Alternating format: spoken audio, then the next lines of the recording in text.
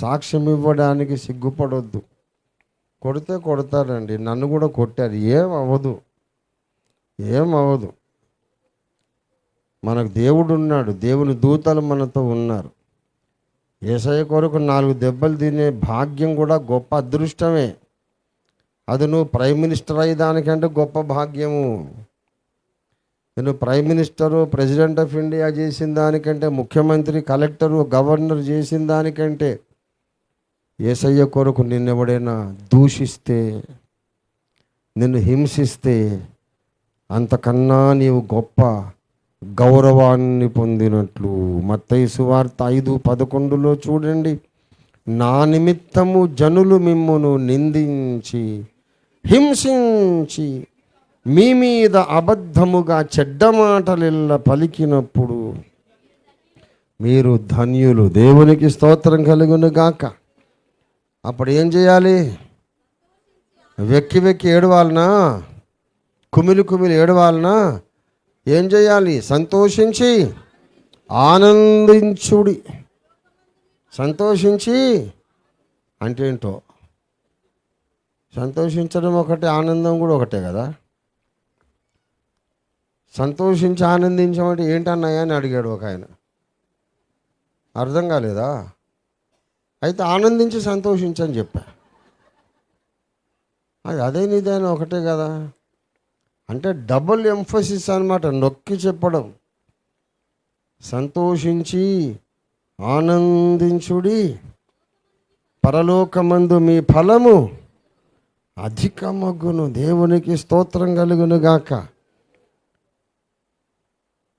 యేసయ్య కొరకు ఒక మాట పడిన వారు, దూషించబడిన వారు, హింసించబడిన వాళ్ళు ఏమండి, అవమానించబడ్డట్లా, ఘనపరచబడ్డట్లా? అది అవమానమా అనుకుంటున్నావంటే ఇక నువ్వు ఇంకా అసలు బండి పట్టాల మీదకి ఎక్కనేలే. క్రైస్తవ మౌలిక విశ్వాసం అనే పట్టాల మీదకి నువ్వు రాలే. ఎవడైనా ఒక మాట అంటే నాకు అవమానం, నన్ను కొడితే నాకు అవమానం అనుకుంటున్నావంటే నీ బండి ఇంకా పట్టాల మీదకి ఎక్కనే లేదు. కరెక్ట్గా యేసయ్య మార్గంలో పట్టాల మీద నీ బండి ఉంటే నువ్వేమనుకుంటావంటే, యేసయ్య కొరకైన శ్రమలు, అవమానాలు, నిందలు, దూషణలు నాకు మహాభాగ్యము అని ఆనందిస్తావు. ఆ విధంగా మోషే అనుకున్నాడండి.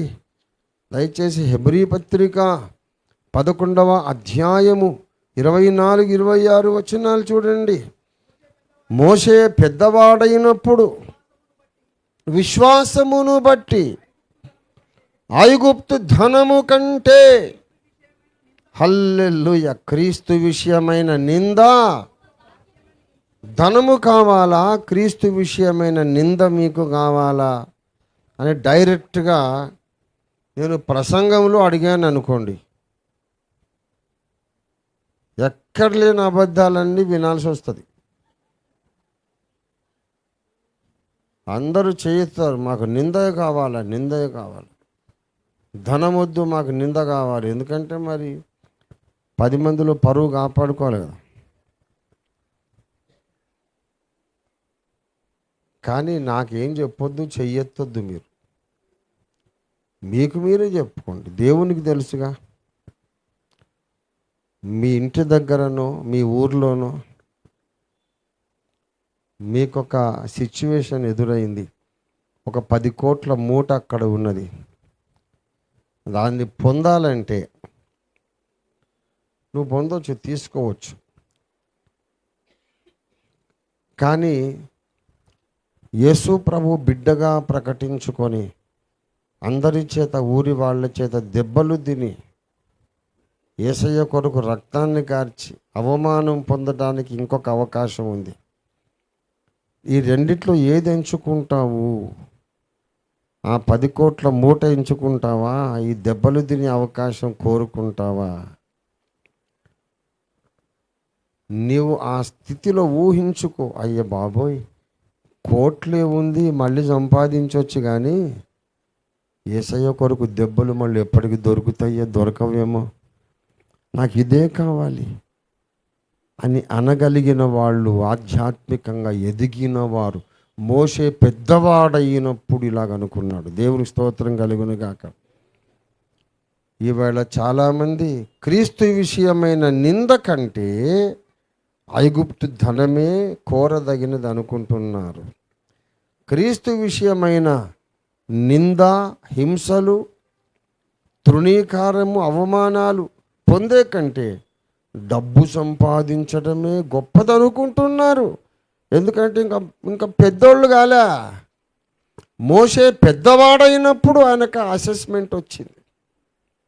పెద్దోళ్ళు అయితే కదా ఇంకా పాలు తాగుతున్నారండి. వాడికి ఏ రెవరెండ్ అని, బిషప్ అని ఏ బిరుదులైనా ఉండొచ్చు. ఎంత పెద్ద సంస్థకు నాయకుడైనా కావచ్చు, ఎంత పెద్ద గుడిలోనైనా ఆరాధించుకోవచ్చు, ఎంత పెద్ద మందిరంలోనైనా ఉండొచ్చు.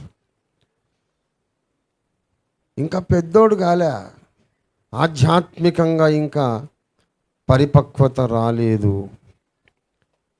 కాబట్టి క్రీస్తు విషయమైన నింద గొప్ప భాగ్యము అని ఎంచుకునే మనస్సు రాలేదు.